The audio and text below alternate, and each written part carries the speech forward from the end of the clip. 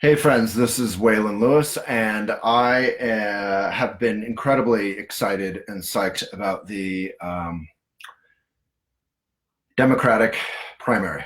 I may not look psyched right now, but I think I feel a little defeated. I watched this debate. Did anyone here watch the debate?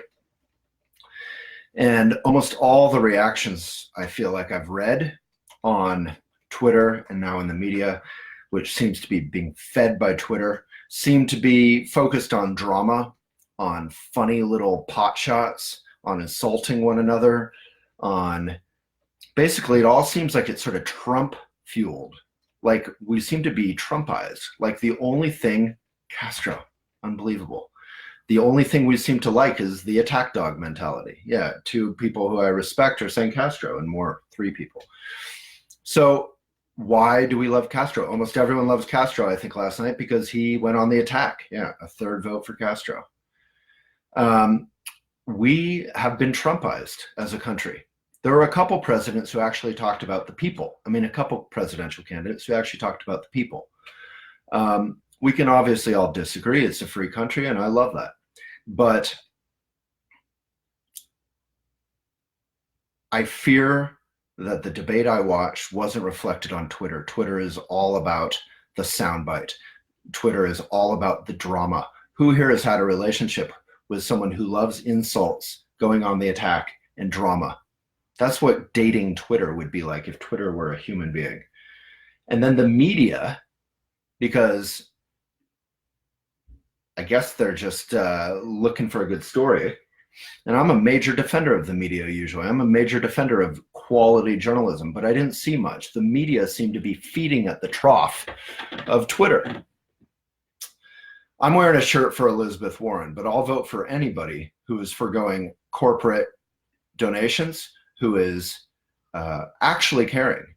The work of being a president is 80% like an iceberg beneath the ocean, boring. You actually have to care about tough issues. You have to read the Mueller report if you're in the Senate.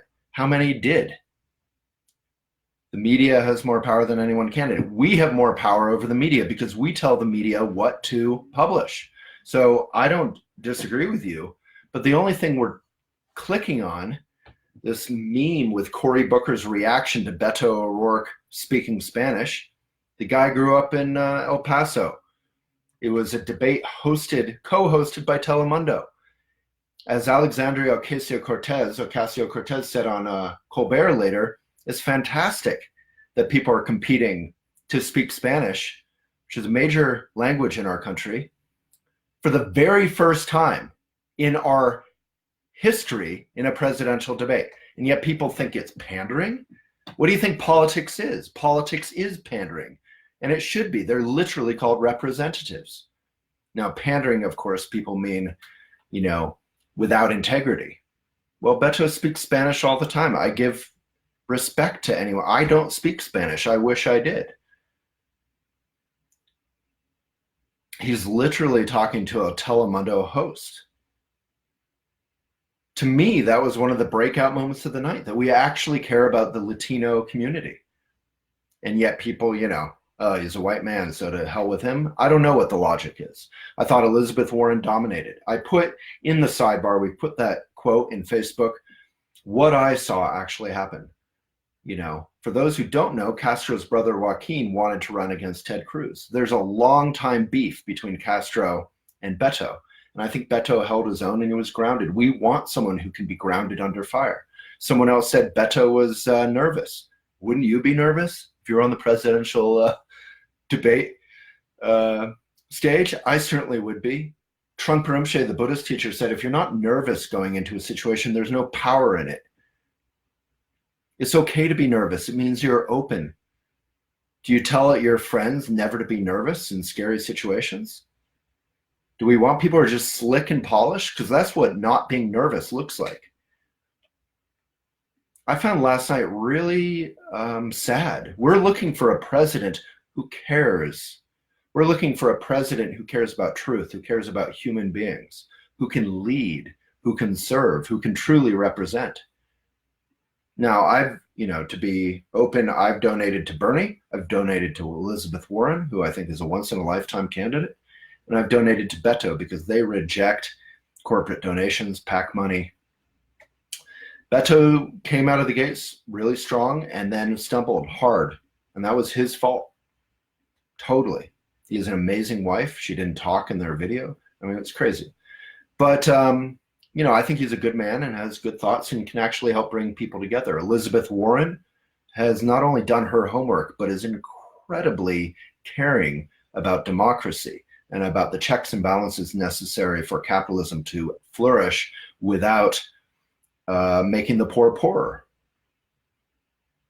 And Bernie, alone has changed the conversation in America. The what do they call it? The window of something for what is acceptable to talk about. Bernie's compassion and consistency is amazing. And yes, I think he's probably extreme for most Americans. I get it, and that's partly why I love Warren and Beto. I think they have the potential to bring folks together. But who cares what I think? Quite honestly, I don't even care what I think. I just care that our impressions of the debate seem to be fed by vitriol, drama, and anger. And what we need in politics today is not more Trump. Does anyone here think we need more Trump? If so, I'm going to have a tough time saying this out loud, but respect to you. That's fine. I don't think he's evil. He's a manifestation of our problems. But I don't think he's a Democrat in the sense of believing in democracy. I don't believe that he even understands or cares about democracy particularly. He cares about power and he cares about his reputation. Not his reputation for doing good, obviously, but his reputation of how he's feeling about himself. And we can do better, So I encourage people to actually watch and to actually pay attention because this is an important thing. If we can actually even get a good president in there, we're going to need it. Climate change can't afford to wait for another 4 years. Equal rights need to advance, not retreat. I think capitalism is fantastic in certain ways and needs checks and balances. We've always acknowledged that. Yeah, we have the same problem as Karen is saying with Bibi in Israel. Power mad. People are power mad. As Beto just referred, I think last night, we have the example of George Washington, who at the height of his power stepped out of office and said, this is an important precedent. We're not electing kings or queens, we're electing representatives who serve for a period of time. I really encourage people to watch, not sound bites, not attack, not drama. I felt like Castro was attacking his own, frankly. I don't mean Democrat. I think we should criticize one another, but we have thoughtful immigration plans out there. That argument was about immigration. Beto has done more work and is closer to immigration than anyone except for perhaps Castro on that stage. And for him to go after Beto the way he did was deeply disrespectful. And if you like antagonism, you should vote for Trump. If you like attacks, you should vote for Trump. If you like tearing people apart, you should vote for Trump. I personally don't want to defeat Trump. I want to defeat Trumpism. I don't want our next politician to out-Trump Trump. When they go low, we go lower. I think we can, we need to do better than that. It broke my heart last night, seeing the Twitter memes, the Reddit memes, and media not reflect the debate I watched. Elizabeth Warren was thoughtful, grounded, powerful. I thought she won the debate. Other people were nervous. Some people were quiet. No one really seemed to shine forth. I thought Beto was incredibly eloquent and grounded. He actually turned his body, unlike almost all the candidates, and listened to other people when they spoke. That's a sign of openness and learning and respect. So yeah, if you want a pit bull, maybe Castro trumped last night. Yeah, we have, as you're saying on Instagram, we have lost the respect, not only the respect of our allies, but the trust. I think if we create new treaties, no one, including our enemies and our friends, our allies, will believe that we will follow through on them. But we have to deal with that. That's where we're at now, because people failed to show up to vote, and because the people who did vote didn't vote in an overwhelming manner enough to defeat the Electoral College and Donald Trump and the Russians and all that, But a lot of people voted for Trump and meant to, So what does that say? So I don't want to bum people out last night, but I did write that article. It's in Facebook. I'll just read a bit of it for you in Instagram last night. Someone commented on, I think it was a video about how making fun of Beto speaking Spanish. I think the editor's response that a candidate using Spanish felt gimmicky says a lot more about the editor than about Beto. Everything in politics is a gimmick, but if it shows a part of him that stands out from the rest, then I don't blame him for doing it.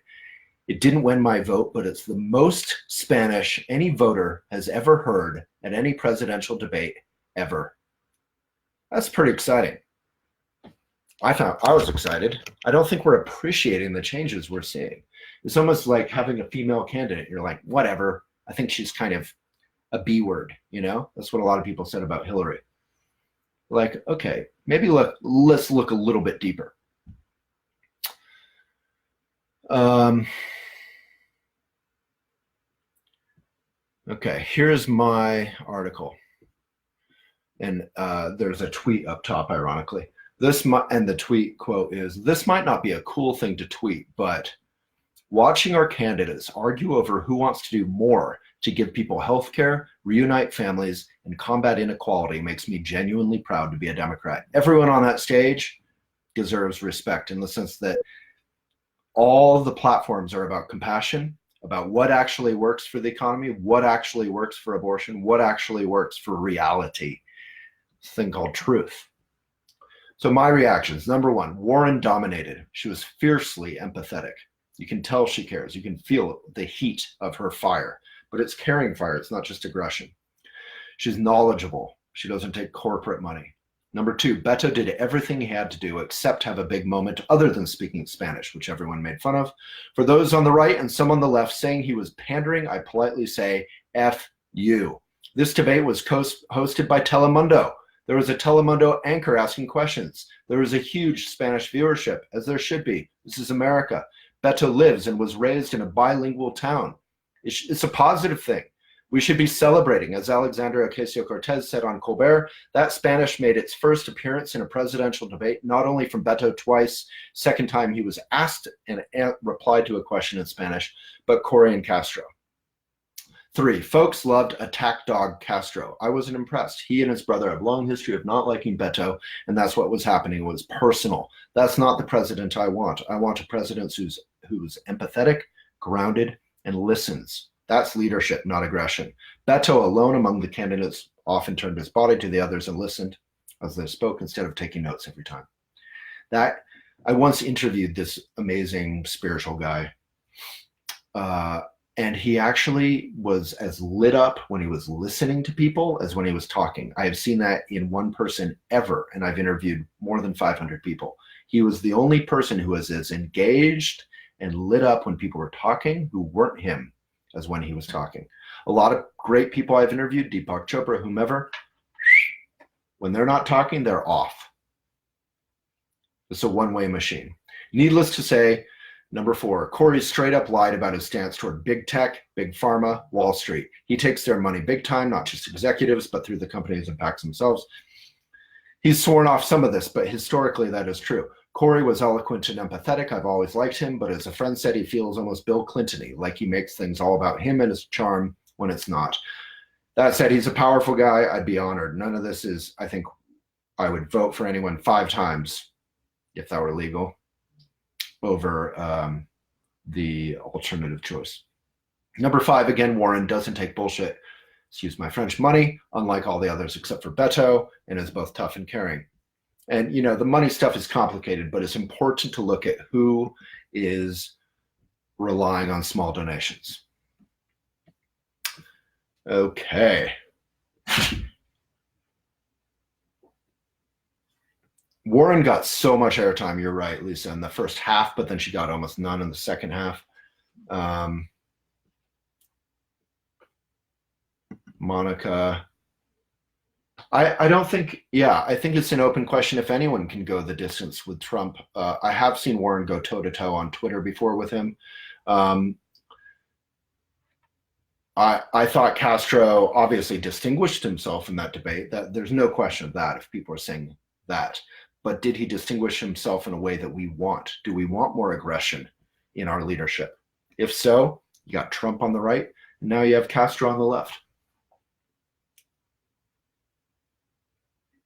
Pit bulls are wonderful, yeah. If someone's saying pit bulls, the dogs themselves are great dogs, yeah, sure. I think actually the best dogs are not pit bulls or anything, but rescue dogs,